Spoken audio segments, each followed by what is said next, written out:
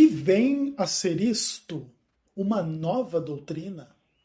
Eu sou Ezequiel Gomes, você está no canal Vem Senhor Jesus e hoje nós vamos conversar um pouco a respeito do ministério de Jesus. Tal qual nós temos ali o registro na Bíblia Sagrada e no vídeo de hoje nós vamos estudar o texto de Marcos capítulo 1, do verso 21 até o verso 45. Nós vamos refletir sobre alguns temas importantes, né? Sobre a pessoa de Cristo, a obra de Cristo, a autoridade de Cristo, e por que Cristo impactou a vida das pessoas de uma forma tão indelével, vamos dizer assim, a ponto das pessoas largarem tudo para seguirem a Ele, a ponto das pessoas estarem dispostas a ouvir os seus ensinamentos, mesmo quando os seus ensinamentos são muito difíceis ou muito controversos e coisas do tipo, e vamos lidar um pouco com essas perspectivas dos milagres, dos exorcismos, das curas em relação a problemas de doença e tudo mais, etc. Então tem muita coisa boa aqui para a gente refletir no vídeo de hoje, tá bom? E se você deseja que mais materiais como esse sejam produzidos, você pode mandar a sua oferta de qualquer valor que você quiser e puder para o Pix, né? Que é o meu e-mail, ezecassalte@hotmail.com, beleza? Então é isso, pessoal. Vamos lá para a palavra de Deus, Marcos capítulo 1, do verso 21 em diante até o verso 45, até o final do capítulo. Assim com a palavra de Deus aberta, vamos orar para que Deus fale ao nosso coração nesta mensagem. Oremos. Pai do céu maravilhoso e querido, é no nome de Jesus Cristo que nós invocamos a Tua presença entre nós, Pai. Pedimos o perdão dos nossos pecados para que possamos meditar na Tua palavra e recebermos a iluminação espiritual que o Senhor deseja nos conceder. Assim que o Senhor transforme a nossa vida, abençoe cada um de nós nas suas dificuldades, cuida de cada um, livra cada um, faz a Tua vontade na vida de cada um para a salvação eterna. Tudo oramos em nome do Senhor Jesus. Amém. Bom, então Marcos capítulo 1, verso 21 em diante, a palavra de Deus diz o seguinte. Depois entraram em Cafarnaum e logo no sábado foi ele ensinar na sinagoga. Maravilharam-se da sua doutrina, porque os ensinava como quem tem autoridade e não como os escribas. Não tardou que aparecesse na sinagoga um homem possesso de espírito imundo, o qual bradou: O que temos nós contigo, Jesus Nazareno? Vieste para perder-nos? Bem sei quem és, o Santo de Deus. Mas Jesus o repreendeu, dizendo: Cala-te e sai deste homem. Então o espírito imundo, agitando-o violentamente e bradando em alta voz, saiu dele. Todos se admiraram a ponto de perguntarem entre si: que vem a ser isto? Uma nova doutrina? Com autoridade ele ordena aos espíritos imundos, e eles lhes obedecem. Então correu célere a fama de Jesus em todas as direções, por toda a circunvizinhança da Galileia. Nós vamos ler depois do verso 29 até o verso 45, mas vamos refletir aqui parte por parte do texto, beleza? Então, o que acontece? Aqui o Evangelho de Marcos coloca uma cena de Jesus numa sinagoga aos sábados. E uma coisa interessante assim a respeito do Novo Testamento, e o Evangelho de Marcos provavelmente foi o primeiro evangelho a ser escrito, né, dentre os 4 evangelhos, é que quando você pensa nos temas sinagoga e sábado, você já tem que meio que inferir uma ampla história em função da qual judeus se reúnem em sinagogas aos sábados, tá? O Novo Testamento ele simplesmente introduz essas imagens, esses conceitos e tal, sem explicar de onde que vem essa estrutura chamada sinagoga e por que ali judeus se reúnem aos sábados? E se você for responder a essa pergunta, você vai entender um pouco assim a relação entre o Novo Testamento e o Antigo Testamento. Porque, no final das contas, o tema da reunião dos judeus em sinagogas aos sábados evoca toda a história do Antigo Testamento, em função do qual os judeus criam naquela época e creem até hoje, que o seu Deus é o único Deus verdadeiro, e ele criou o mundo em 6 dias e descansou no 7º, e a partir daí, cada 7º dia da semana, que é o sábado, é um dia santo, sagrado diante de Deus, e que você deve se reunir aí com a sua comunidade de oração, de louvor, de estudo da Bíblia, de reflexão, etc, etc, etc, nos termos aqui do entendimento do povo judeu. Então, se você não tem essa base que vem do Antigo Testamento para compreender o povo de Israel, as suas crenças, as suas práticas, etc e tal, quando o Evangelho de Marcos diz que aí Jesus estava na sinagoga no sábado, se você perde esse contexto, se você não tem esse conhecimento, para você fica um pouco sem sentido, sem significado.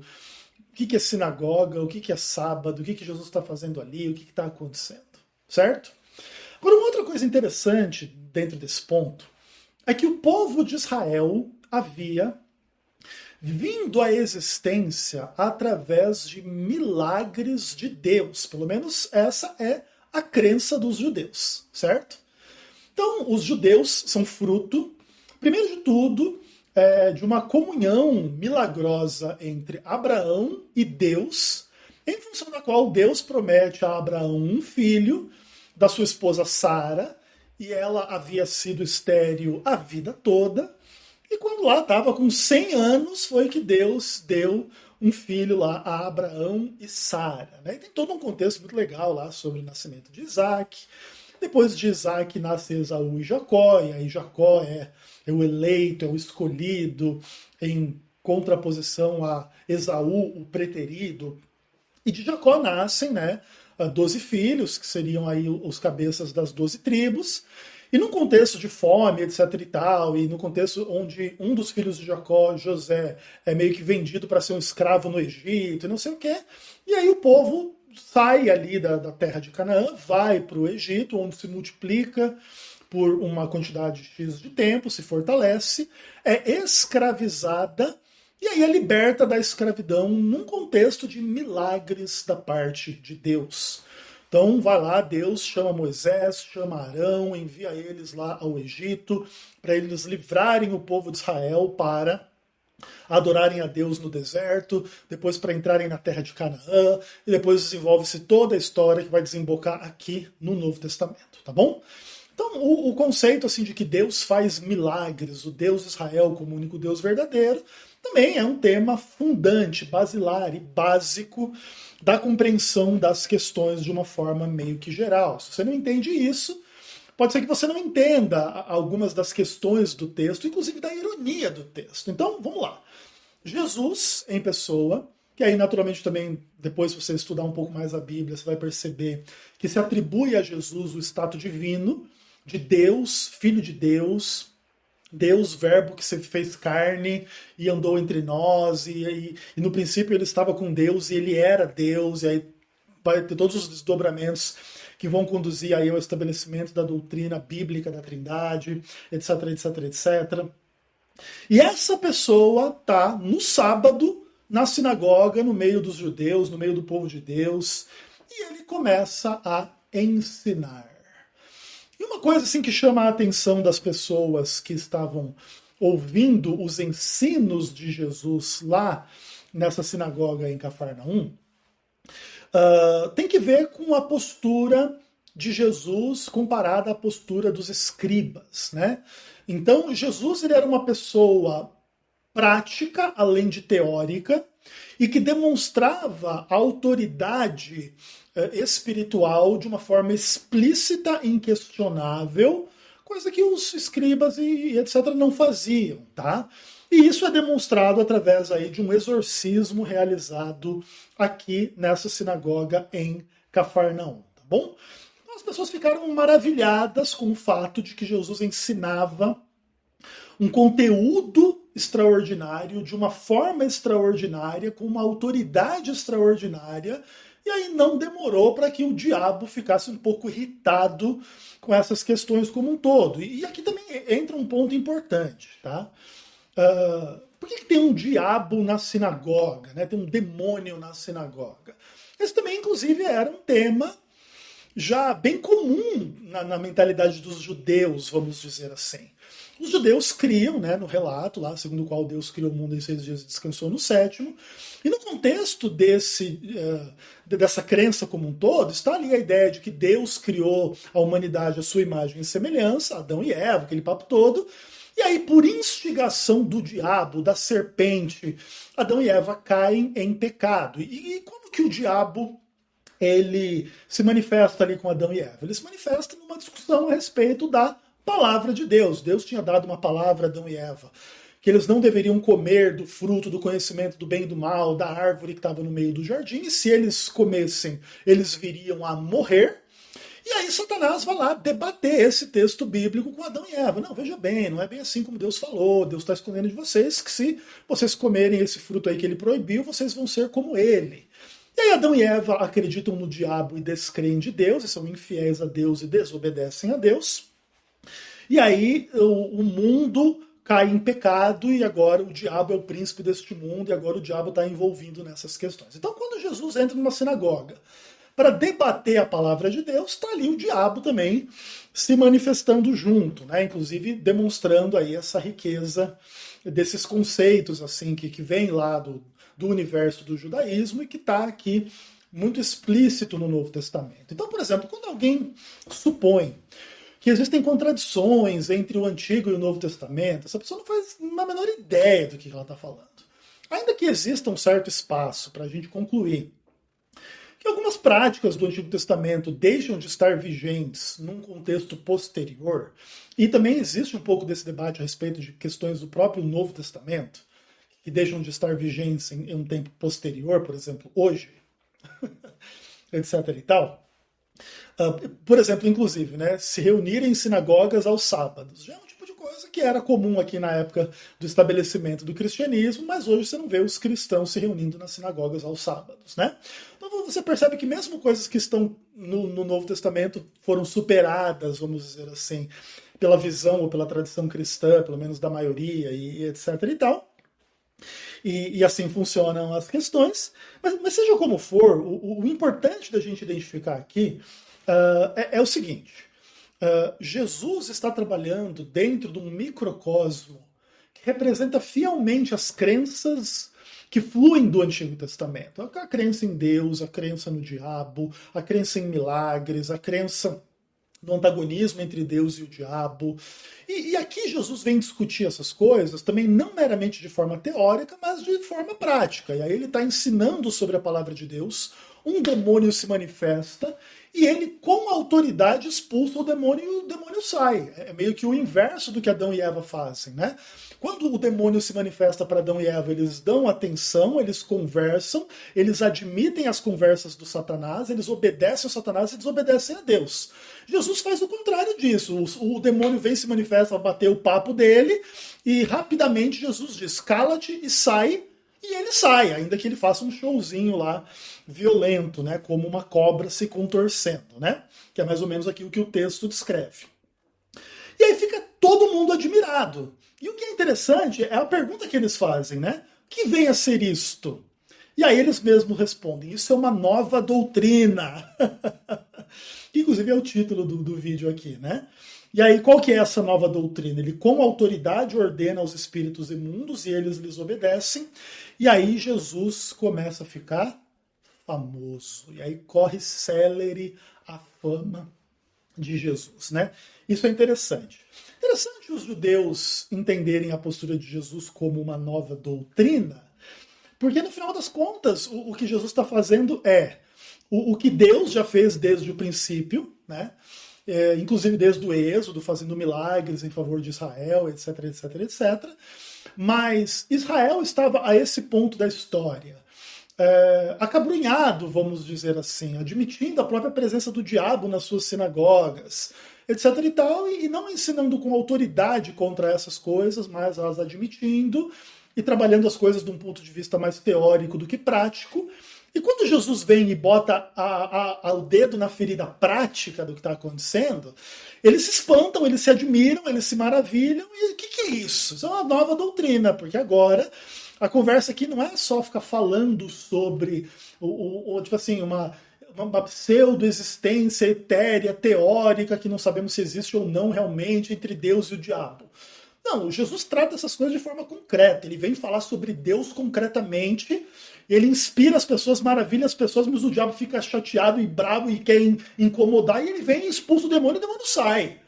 E aí, tudo isso que talvez Israel estava tratando de forma meio que teórica, na sua experiência naquele contexto ali, Jesus vem demonstrar na prática o que está acontecendo.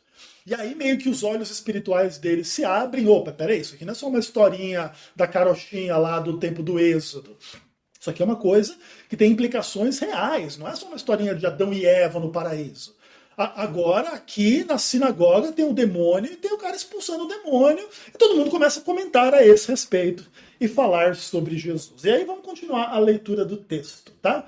E aí vamos ler do verso 29 até o verso 45, aí eu vou ler todo o texto e depois a gente volta considerando cada história, beleza? Aí o texto diz assim: E saindo eles da sinagoga, foram com Tiago e João diretamente para a casa de Simão e André. A sogra de Simão achava-se acamada com febre, e logo lhe falaram a respeito dela. Então, aproximando-se, tomou-a pela mão e a febre a deixou, passando ela a servi-los. À tarde, ao cair do sol, trouxeram a Jesus todos os enfermos e endemoniados. Toda a cidade estava reunida à porta. E ele curou muitos doentes de toda sorte de enfermidades. Também expeliu muitos demônios, não lhes permitindo que falassem, porque sabiam quem ele era. Tendo-se levantado alta madrugada, saiu e foi para um lugar deserto, e ali orava. Procurando-no diligentemente, Simão e os que estavam com ele, tendo-o encontrado, lhe disseram: Todos te buscam. Jesus, porém, lhes disse: Vamos a outros lugares, às povoações vizinhas, a fim de que eu pregue também ali, pois para isso é que eu vim. Então foi por toda a Galiléia, pregando nas sinagogas deles e expelindo os demônios. Aproximando-se dele um leproso, rogando-lhe de joelhos: Se quiseres, podes purificar-me. Jesus, profundamente compadecido, estendeu a mão, tocou-lhe e disse-lhe: Quero, fica limpo. No mesmo instante lhe desapareceu a lepra e ficou limpo. Fazendo-lhe então veemente advertência, logo o despediu e lhe disse: Olha, não digas nada a ninguém, mas vai, mostra-te ao sacerdote e oferece pela tua purificação o que Moisés determinou para servir de testemunho ao povo. Mas tendo ele saído, entrou a propalar muitas coisas e a divulgar a notícia, a ponto de não mais poder Jesus entrar publicamente em qualquer cidade, mas permanecia fora, em lugares ermos, e de toda parte vinham ter com ele. Entender esse tipo de narrativa, esse tipo de coisa aqui descrita, faz a gente olhar para o ministério de Jesus de uma outra forma. E entender por que Jesus marcou a vida das pessoas de forma tão intensa como de fato aconteceu. O que aconteceu? E vamos trabalhar aqui as questões do texto, tá? Então, olha que interessante. Jesus vai numa sinagoga, como quem vai assim numa igreja, começa a ensinar sobre a palavra de Deus e se manifesta um endemoniado lá no meio e Jesus vai lá e expulsa aquele demônio. A situação ali ela foi tão explícita sobre o ensino de Jesus, a autoridade de Jesus, o poder de Jesus, etc. e tal, que todo mundo começa a falar a esse respeito. E eles saem dali e eles vão para a casa de Pedro, tá? Então vai Jesus, Tiago e João, vão lá conhecer Simão e André, e chega lá o Simão, que é Pedro, né, tá com a sua sogra de cama, doente, com febre. Quando a gente vê assim dessa forma, aparentemente não dá para saber se aquilo era uma doença grave ou não. Por exemplo, no nosso mundo atual, uma pessoa está com febre não é assim um problema muito grave. Mas na época em que não havia uma medicina desenvolvida como nós temos hoje, a pessoa está com febre, pode ser até que estava com um problema não tão grave, mas que não sabendo tratar poderia até vir a morrer daquilo que estava causando a referida febre. Ou mesmo poderia ser uma doença bem grave, que dentre outras coisas estava causando ali a febre, tá? Aí Jesus vai, chega lá na cama dela, pega ela pela mão, imediatamente ela é curada, e o sintoma da febre desaparece, ela levanta e começa a conversar com eles, e servir a eles, etc e tal, naquele sábado, né? Então, beleza. Aí o que diz a Bíblia? Ao cair a tarde do sol, ou seja, no pôr do sol do sábado, para virar uma nova semana, de repente, chega lá diante de Jesus um monte de gente doente e endemoniada. Aquilo que parecia ser uma desventura de poucas pessoas, lá do endemoniado lá na sinagoga, e da mulher lá, da sogra de Pedro na casa dela, agora esse dilema dessas duas pessoas que Jesus expulsa o demônio e cura a doença, agora se revela como uma realidade mais ampla de outras pessoas. Então agora tem um monte de gente doente e tem um monte de gente endemoniada. E esse é o teste de Jesus, para as pessoas inclusive corroborarem, comprovarem ou não, se a expulsão que ele fez do demônio na sinagoga e a cura que ele fez da sogra de Pedro ali na casa de Cafarnaum, ali, etc., se aquilo ali era uma coisa real, consistente, confiável, ou se era uma coisa assim, tipo, uma exceção, uma coisa assim que não poderia se confiar naquilo, né? Ou seja, Jesus fez 1 ou 2 milagres, ou ele é capaz de fazer 1 ou 2 milhões de milagres? E aí o relato bíblico diz que chega ali e trouxeram a Jesus todos os enfermos, todos os endemoniados. Basicamente, a cidade inteira foi lá se reunir à porta lá na casa de Pedro, e a palavra de Deus diz que ele curou muita gente, de toda sorte de enfermidade, e ele expulsou um monte de demônio, inclusive sem ficar batendo papo com o demônio, né? E aí, inclusive, tem um adendo bem interessante na narrativa, né? Jesus não ficava batendo papo com eles, por quê? Porque eles, os demônios, sabiam quem era Jesus. Inclusive o demônio lá na sinagoga de Cafarnaum tinha dito que ele era o santo de Deus, né? Bem interessante e tudo mais. E aí, beleza, ok. Então o que acontece? Então Jesus passou o sábado lá na sinagoga, expulsou um demônio. Depois foi para a casa de Pedro, curou a sua sogra. Depois, no pôr do sol, juntou uma galera de gente doente, endemoniada. Ele curou uma multidão, ele expulsou uma multidão de demônios sem muito papo. E aí, na madrugada daquele dia, ele está numa região um pouco mais afastada, erma, fora um pouco ali do núcleo, do centro do vilarejo, e ele está orando, né? E a vida de oração de Jesus, ela nos constrange, né?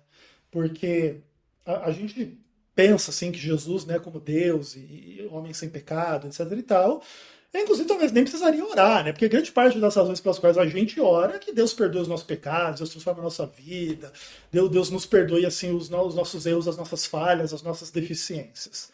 Jesus Cristo, Deus, homem sem pecado, não tinha as deficiências que a gente tem, não tinha os pecados que a gente tem, então tipo, orava sobre o quê, pelo quê, inclusive orava e orava muito, né? E isso é muito interessante, assim, né? Você perceber. E aí Pedro e tal, e o pessoal que estava com ele, não vão procurar Jesus, onde é que ele está, o que está acontecendo? Até que vão lá no meio do mato, no ermo, lá no deserto, sei lá onde. Até que chegar lá num lugar que eles encontram Jesus orando. Aí Pedro já chega, todo mundo está procurando você. Ah, é? Então vamos para outro lugar. Como assim? Não, Jesus ele não tem esse poder, essa autoridade, etc e tal, para simplesmente agora ficar sendo reverenciado por uma comunidadezinha pequena ali no vilarejo, para sempre que as pessoas tiverem um problema, ele tá ali para fazer um milagre, expulsar um demônio, etc e tal. Enquanto as demais pessoas, numa perspectiva mais ampla em termos geográficos, estão sofrendo o que ele pode resolver. Então não, Jesus não está ali à disposição daquele vilarejo ali eternamente. Jesus sim fez um sinal extraordinário, maravilhoso, Em função desse tipo de coisa, a fama de Jesus naturalmente se expandiu para outros vilarejos, né? Porque naturalmente, por exemplo, uma pessoa que foi lá no pôr do sol ser curado por Jesus. Um paralítico foi curado lá. O cara já saiu correndo e foi visitar algum parente dele numa aldeia do lado. E disse, cara, lembra de mim? Não, você não estava paralítico? Não, pois é, agora não estou mais paralítico. E aí? Cara, tem um cara que está curando e tal, mas aqui, o seu primo está paralítico também. Mano, e aí? Mas e aí, cara? Jesus só vai atender você e o seu primo aqui? Aí daqui a pouco Jesus começa a andar nos vilarejos ao redor e fazer a mesma coisa que ele fez em Cafarnaum nos vilarejos ao redor. Inclusive o que ele diz, né? Que é para isso que eu vim, né? Beleza, legal. Interessante. Então ele vai para as povoações vizinhas, ele vai lá e ele prega, foi para isso que ele veio. E aí, no meio desse contexto como um todo, eis que surge uma discussão teológica bem complicada, que é o problema do leproso, né? Então, o que acontece? Os leprosos, eles viviam à margem da sociedade, inclusive em função de regulamentações da própria lei de Deus, até para não contaminar o povoado de uma forma mais ampla, até numa época em que não se tinha muito acesso à questão assim, medicina, etc. e tal. Então, você era diagnosticado leproso, você tinha que sair do convívio das pessoas, da sua família, da sociedade de uma forma meio que geral, e ficar nesses lugares ermos aí, com muita dificuldade para sobreviver em termos de higiene, comida, trabalho, vida, relações, etc. Era uma coisa assim bem pesada. Mas tinha essa coisa da lei para não permitir os leprosos ficarem no meio das pessoas, porque senão isso ia contaminar geral. E era uma situação assim absolutamente grave do ponto de vista tanto de uma discussão teológica da lei, né, quanto da própria experiência humana dessas pessoas que estavam leprosas e agora não podiam mais ter contato com a sua família, com os seus trabalhos, e agora tinham que viver aí uma vida bem complicada nesse tipo de contexto aí. Então Jesus está indo de vilarejo em vilarejo, ele está andando de lugar para lugar, e num desses lugares ermos lá ele encontra uma comunidade de leprosos, e um leproso, ou encontra um só lá, vagando perdido sozinho, um leproso, e não fica muito claro, obviamente, como que o leproso entende que ele está diante de alguém que pode resolver o seu problema. Talvez, quando as pessoas que começaram a ser beneficiadas com os milagres de Jesus começaram a se espalhar e comentar a respeito de Jesus, o leproso podia estar perto de algum viajante que estava comentando sobre isso. Não, cara, mano, meu primo foi curado num negócio de XYZ. E o cara teve aquela esperança, assim, mano, se esse cara tá fazendo isso aí, ele pode me ajudar também. E quando, de repente, ele vê uma pessoa, um grupo de pessoas ali indo de um lugar para o outro, e ele percebe, não, esse aqui é o cara de quem estavam falando, que estava curando, etc e tal, aí ele chega e já se ajoelha aos pés de Jesus, né? E diz assim, bom, se o que eu ouvi falar é verdade, se você quer, eu posso ser purificado. E o relato bíblico diz que Jesus ele fica profundamente compadecido. E aí Jesus faz o que a lei de Deus não permite fazer. Toca no leproso e não fica imundo, mas ele purifica o imundo, né? E aqui você percebe um elemento de uma certa tensão, né, entre Jesus e o Antigo Testamento, vamos dizer assim. Como, inclusive, na própria questão lá de Jesus ter autoridade sobre os demônios é tipo uma nova doutrina, uma nova forma de ver as coisas. É como se, por exemplo, assim, agora, com a presença de Jesus, está havendo uma ruptura em relação ao Antigo Testamento, tá? Que, inclusive, esse tipo de imagem e outras no Novo Testamento que cria um pouco dessa fantasia de alguns cristãos de que há, de fato, uma ruptura e até mesmo contradições entre o Antigo e o Novo Testamento. Mas veja, conquanto Jesus faça o que em tese não pode ser feito, essa coisa de você tocar o leproso, etc e tal, Jesus ele tem a habilidade de fazer aquilo que não é normal, vamos dizer assim. Então, se uma pessoa normal, que não era Jesus, tocava um leproso, inclusive ela tinha que oferecer sacrifício, passar por ritual de purificação, etc e tal, até mesmo, né, para tentar evitar que a lepra passasse do leproso para aquele que encostou nele, e desse outro que ainda não tinha lepra, mas poderia estar, tipo assim, contaminado de forma seminal, e aí poderia se desenvolver a doença depois, e aí daqui a pouco contaminar toda a sociedade com a lepra, tá? Então, o que acontece? Jesus, ele não está nessa cadeia de contaminação, porque ele é fonte de purificação, não de contaminação. Então, quando ele toca o leproso, ao invés dele, Jesus, ser contaminado com a lepra, o que acontece é que a lepra é curada no homem, né? E beleza. E aí Jesus adverte ele pesadamente, veemente advertência, diz o texto, de que não é para contar nada para ninguém e não é para sair falando que Jesus transgrediu a lei. É inclusive para mandar o cara que foi purificado ir lá nos sacerdotes, oferecer o sacrifício de purificação estipulado pela lei, etc e tal, mas não falar nada para ninguém. Mas o cara não se aguenta e sai falando para todo mundo: o que eu ouvi falar é verdade, esse homem pode curar, e eu era um leproso, e aqui eu estou, e não sei o que, e grita e fala para todo mundo. E o resultado é: agora Jesus já não pode mais andar de boa nos lugares, porque agora saiu do controle, entendeu? Descentralizou a mensagem, espalhou para todo mundo, inclusive levantou um monte de perguntas a respeito da identidade desse Jesus, da autoridade desse Jesus, dos ensinos desse Jesus. E ele foi contra a lei ao tocar o endemoniado, aliás, o leproso ou não. Por que ele expulsa o demônio? É porque ele tem comunhão com o demônio? Por que ele está na sinagoga no sábado? Ele faz coisas que não podem ser feitas aos sábados, etc, etc, etc. E agora Jesus já não pode mais ter um ministério livre. Agora ele já não vai mais para o centro da cidade, de lugar nenhum. Ele fica meio que ao redor. Mas como a fama dele está muito grande, as pessoas saem dos centros das cidades e vão meio que em busca de Jesus à medida que ele anda pela região. Beleza? Bom, bacana. Esse é o relato bíblico que a gente estudou hoje. Mas vamos refletir um pouquinho a respeito aqui destas questões. O que a gente pode aprender, assim, dentre tantas coisas, né?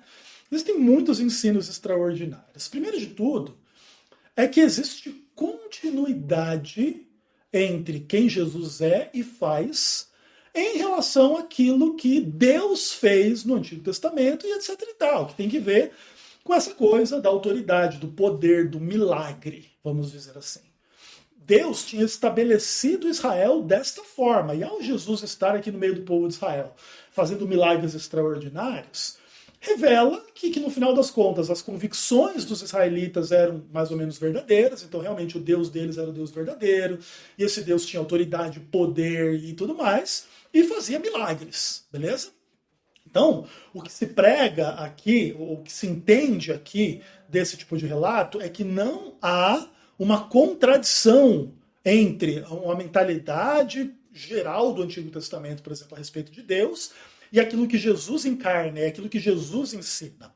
Inclusive, isso é visto de forma muito clara no fato de Jesus mandar o leproso purificado ir lá, oferecer o sacrifício de purificação, lá, a oferta, o que quer que seja, que era determinada pela lei. Então, isso demonstra, inclusive, que Jesus, em nenhum momento, ao tocar o leproso, ao questionar as tradições ou os entendimentos dos escribas e fariseus, ele estava de fato indo contra a lei que ele mesmo tinha estabelecido, porque no final das contas, no capítulo 2 de Marcos, ele vai dizer que ele é o Senhor do sábado. Quem é o Senhor do sábado? O sétimo dia é o sábado do Senhor teu Deus. Então, Jesus, ao se estabelecer ou ao se identificar como Senhor do sábado, ele está dizendo que ele é Deus, porque o único Senhor do sábado era Deus, tá? Então, como é que Jesus poderia vir agora e dizer assim: gente, eu sou Deus, eu falei um monte de coisa lá no passado que era um monte de bobagem e besteira, e agora eu estou mostrando para vocês que você não tem que seguir o que eu tinha falado, tá bom? Amém. Isso é ridículo, entendeu? É ridículo pressupor as coisas desta forma. E, inclusive, o que a gente vê no início aqui do Evangelho de Marcos é o oposto disso. É uma discussão extremamente judaica, corroborando a visão judaica, inclusive em harmonia com a lei da purificação do leproso, não sei das quantas, inclusive com a guarda do sábado na sinagoga, etc, etc, etc. E não uma fantasia evangélica, como alguns têm, assim, de que o Novo Testamento rompe com o sábado e com um monte de coisa do Antigo Testamento, com a lei, blá, blá, blá. Entendeu? É o contrário, claro. O texto do Evangelho de Marcos, ele não aprofunda a gente na explicação destas relações. Da relação entre Jesus e o sábado, Jesus e a sinagoga, Jesus e o povo de Israel, Jesus e o diabo, Jesus e Moisés, Jesus e a lei de Moisés, ok? Mas ao incluir todas essas coisas já no início do Evangelho de Marcos, você já percebe que existe uma relação, e a relação ela é de continuidade e não de descontinuidade. Jesus corrobora a crença no sábado, na sinagoga, no povo de Israel, no diabo, no fato de que Deus faz milagres, e inclusive na lei de Moisés, quando manda o leproso lá oferecer o sacrifício para purificação, beleza? Isso é muito interessante. Agora, no que tange a outras questões, existem muitas ideias aqui que precisam também ser esclarecidas, ou pelo menos assim, inicialmente a gente precisa tratar um pouco delas. Que tem que ver um pouco com essa coisa da autoridade de quem faz milagres, tá bom? A Bíblia descreve Jesus fazendo milagres de forma repetida, consistente. Não era uma coisa assim que poderia ser atribuída a um caso específico, a uma coisa assim meio que, por exemplo, assim, vamos dizer que tivesse 1 milhão de leprosos lá numa região XYZ. Aí Deus curasse um leproso. Poderia ser alguém dizer assim, Deus tinha um plano para esse leproso aqui. Mas, tipo assim, não é consistentemente sendo purificados muitos leprosos, entendeu? Pelo contrário, entende? Então, tipo, quando Jesus ele faz esses milagres de forma consistente, então ele revela que ele é a fonte desses milagres, inclusive demonstrando um pouco aí da sua divindade, né? Eu não sei se vocês estão ouvindo aí algum barulho de furadeira aqui. Pode ser que sim. Eu acho que o diabo deve estar estressado com a pregação da palavra de Deus. Então eu peço que você se concentre aí, não deixe se desviar a atenção em função dessa barulheira aí não, tá bom?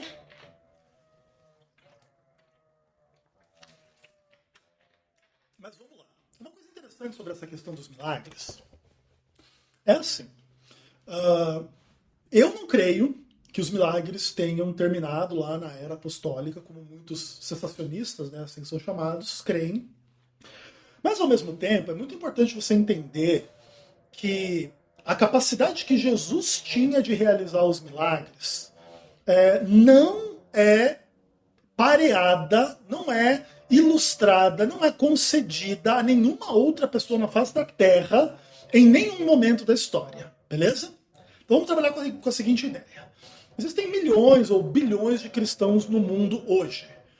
Vamos pensar que de cada 10 cristãos, um seja um instrumento de milagres na mão de Deus, tá? E aí um ora por um cego e o cego volta a ver. Um ora para alguém que está com câncer, a pessoa que está com câncer é curada. Outro ora pela pessoa que sofreu um acidente, a pessoa iria morrer, mas aí Deus livra ela da morte, e etc e tal, beleza? Então tá bom, você tem milhões de cristãos orando por milhões de pessoas com milhões de problemas, e um ou outro aqui é curado, é liberto, etc e tal. Agora, se os poderes que Cristo tinha de fazer milagres de forma consistente fossem dadas a uma pessoa na nossa era, por exemplo, você teria um fenômeno extremamente complicado. Imagina o seguinte, Ezequiel Gomes agora foi visitado por Deus, e Deus falou assim, Ezequiel, agora você vai fazer milagres, tá bom? Então faz o seguinte, sai aí da tua casa, vai no hospital mais próximo, e ali no hospital mais próximo você vai curar, não é assim uma ou duas pessoas que estão ali só para ilustrar o poder de Deus. Não, você vai curar o hospital inteiro, beleza? Vamos dizer ali que tenha 300 pessoas doentes ali, desde problemas mais simples até problemas mais graves. Aí beleza, eu fui lá e curei lá, através da oração, da palavra, quem estava com câncer, com AIDS, com todo tipo de problema, etc, etc, etc, etc, etc. Em quantos minutos eu ganharia a absoluta atenção midiática, poder político, econômico, financeiro, fama, honra e glória no mundo? Não ia demorar 5 minutos, entendeu? Imagine que eu tivesse 300 vídeos no TikTok, no Instagram, no Facebook, no YouTube, deu curando 300 doenças diferentes, simplesmente com a minha palavra, e todos os médicos atestando, realmente, a Maria José estava com câncer, agora esse rapaz veio aqui e diz que o câncer foi curado, agora fiz o exame, agora não está mais com câncer, ela está em casa. E aí a Maria fizesse um vídeo, aí, eu agradeço o Ezequiel Gomes que me curou. Aí o José da Silva, da mesma, o José da Silva, ele estava com um tumor na garganta, XYZ, aqui, ó, agora não tem mais tumor nenhum. E assim fizesse, centenas de vezes. Aí, imediatamente, eu estaria dando entrevista no Jornal Nacional, os meus vídeos iam viralizar no mundo inteiro, eu ia ser convidado a passear por todos os hospitais do mundo inteiro, e eu ia ganhar extremo poder em inúmeras direções, entendeu? Aí, imagine que, por exemplo, assim, no final dessa jornada por tantos hospitais por aí, eu chegasse no fim, estava cansado no fim do dia, tal, eu curei 6 bilhões de pessoas que estavam doentes no mundo. Aí eu dissesse para elas assim, galera, eu tô pensando no seguinte, cara, alguém pode votar em mim para eu ser o presidente do meu país? Puf, pronto. Ganhei o poder político. Galera, seguinte, ó, eu vou fazer um tour novamente no final do ano que vem sobre os hospitais. Só que assim, ó, eu tenho despesa para ir de país em país, tem passagem de avião, tem comida, tem hotel, etc e tal. Então é o seguinte, vocês podem mandar cada um de vocês R$ 1 por mês para mim, para bancar esses custos? Aí pronto, 5 bilhões de pessoas mandando R$ 1 por mês para mim, eu ganho 5 bilhões de reais por mês. E assim vai, entendeu? E quem tivesse esse tipo de poder que Jesus tinha, mais cedo ou mais tarde, ia se deparar com as tentações do poder, da fama, da honra e da glória neste mundo. E nenhum de nós pecadores é capaz de aguentar essa pegada aqui, entendeu? Inclusive, por isso, Jesus é uma pessoa singular na história da humanidade. Jesus é aquele que unicamente era capaz de lidar com esse nível de poder e com uma preocupação mais genuína com o outro do que para consigo mesmo. Então, por exemplo, quando Jesus cura o leproso aqui no texto que a gente leu, Jesus sabe que esse cara vai dar com a língua nos dentes. Jesus sabe que a obra de Jesus vai ser prejudicada porque esse cara não sabe calar a boca e não sabe simplesmente obedecer o que Jesus diz. E Jesus agora não vai poder mais andar livremente entre as pessoas, vai ter que ficar meio que ao ermo, porque senão vira um inferno a vida de Jesus. Jesus nem consegue mais andar entre as pessoas. Mas mesmo assim ele ficou comovido com a fé e a confiança daquele cara nele, e mesmo assim curou ele. E advertiu veementemente ele para não falar, mesmo sabendo que ele ia falar, para deixar claro para a gente e para o próprio rapaz que ele não deveria fazer o que ele está para fazer. Mas tudo bem, né? Fazer o quê? Então você percebe que, por causa desse tipo de coisa, é que os ensinos de Jesus, eles adquirem uma relevância especial. Porque se não fosse esse tipo de coisa, os ensinos de Jesus eles poderiam ser questionados, assim, com muitas bases. Imagina o seguinte, que Jesus fosse, não essa pessoa com autoridade divina e milagrosa, fosse uma mera pessoa que discute ideias religiosas. Aí Jesus chega para você e ele fala assim para você, cara, sabe aquela lei de Deus que diz que você não pode adulterar? Mano, você não pode nem olhar para as mulheres, tá? Assim, com intenções X, porque isso aí já é adultério. Beleza. Isso não é um ensino novo, o próprio Antigo Testamento já falava coisas nessa direção, o próprio Jó falava que ele nunca tinha colocado os olhos numa virgem, e blá blá blá. Então Jesus ele não está inovando na interpretação dele da lei, mas ele está, né, explicitando, deixando claro a questão. Se Jesus não fosse essa pessoa com essa autoridade extraordinária, com esse poder extraordinário, nós poderíamos tratar o ensino dele de uma forma mais cínica. Ah, Jesus, Deus criou a mulherada linda aí por aí. Você já viu o TikTok, já viu o Instagram, já viu o YouTube? Já viu pornografia? Já viu todas as meninas lindas que tem no mundão aí? Não precisa nem ver pornografia. Anda na rua, vai numa balada. Vai num lugar aí onde essa mulherada tá por aí. Mano, é uma coisa difícil, Senhor Jesus, entendeu? Porque o que acontece? Se Jesus não tivesse essa autoridade, esse poder, essa coisa toda que o acompanhava, os seus ensinos poderiam ser tratados de uma outra forma, como se fosse tipo uma teoria estúpida. As coisas que Jesus fala sobre dinheiro, por exemplo. Vende tudo lá, por exemplo, para o jovem rico. Vende tudo, dá aos pobres e me segue.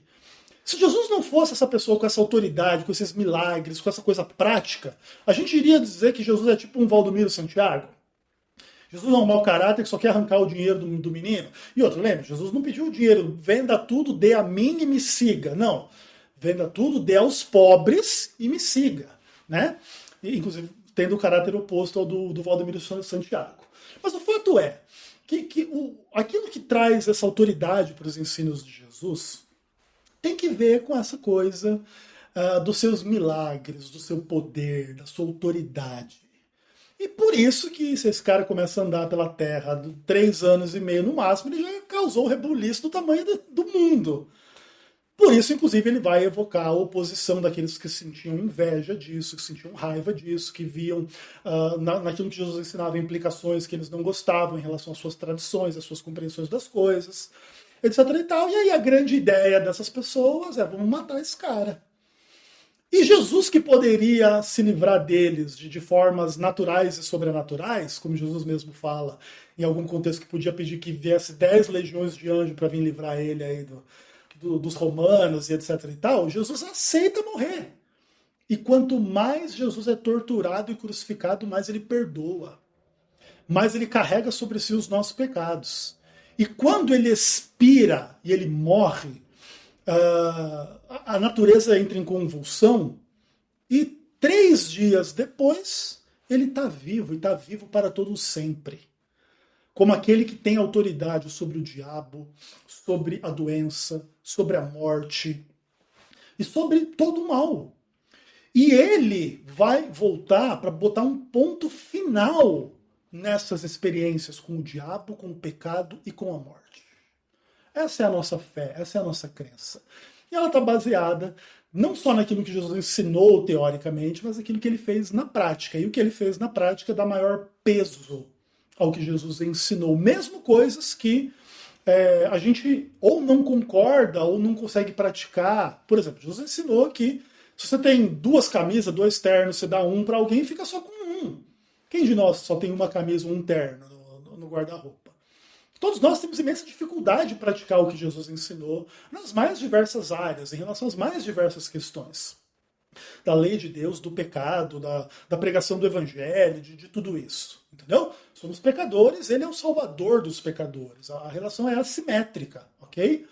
Mas a gente não desconsidera o que Jesus ensinou, mesmo que fira o nosso entendimento, as nossas práticas, os nossos pecados. Porque no final das contas, ele tem as palavras da vida eterna, ele tem a autoridade, ele tem o amor, ele tem a doutrina, ele tem a verdade, acima do que qualquer outro. A quem a gente vai recorrer depois de conhecer a Jesus? Ninguém. E não quer dizer que Jesus trate todas as pessoas e todas as coisas da mesma forma o tempo todo. Jesus curou um monte de gente em alguns contextos, mas não curou todo mundo. Inclusive a Bíblia diz, né, em alguns contextos desse tipo, e não curou a todos porque nem todos creram, nem todos confiaram. E quem não creu e não confiou não foi curado. E mesmo pessoas que um dia creram e confiaram e pediram para serem curados de problemas específicos, etc e tal, Jesus falou não. Exemplo, o apóstolo Paulo. Senhor, tira esse espinho na carne, seja o que for o espinho na carne. Jesus podia tirar, mas falou não, porque a minha graça te basta. Então, Jesus não é a solução mágica dos problemas das pessoas, mas é o Senhor, é o Salvador, é aquele que tem autoridade sobre a realidade porque criou a realidade, sobre o diabo porque derrotou o diabo, sobre a morte porque venceu a morte, porque Jesus é o Senhor. Esta é a nova doutrina que a gente prega já faz 2000 anos. E você, crê na nova doutrina ou não? Espero que creia e confie em Jesus de toda a sua alma. E a gente termina esta mensagem com a furadeira no fundo, aí não sei se vocês estão conseguindo ouvir, mas a gente termina essa mensagem fazendo um convite para você. Que Jesus seja o Senhor e Salvador da tua vida. Que você permita que Ele te cure e transforme a tua vida, vença o diabo, o pecado, a doença da tua história. E que você possa ser fiel e feliz na presença dEle, a despeito dos problemas que existem na vida de todo mundo. Beleza? Vamos terminar em oração? Oremos. Papai do céu, maravilhoso e querido, em nome de Jesus, obrigado por esta mensagem. Pedimos que o Senhor expulse o diabo da nossa vida, cure as doenças do nosso coração, da nossa alma, da nossa mente. E, acima de tudo, nos dê vitória contra a morte, quando o Senhor retornar nas nuvens do céu. para que possamos viver eternamente contigo. Tudo oramos em nome de Jesus. Amém. Um abraço.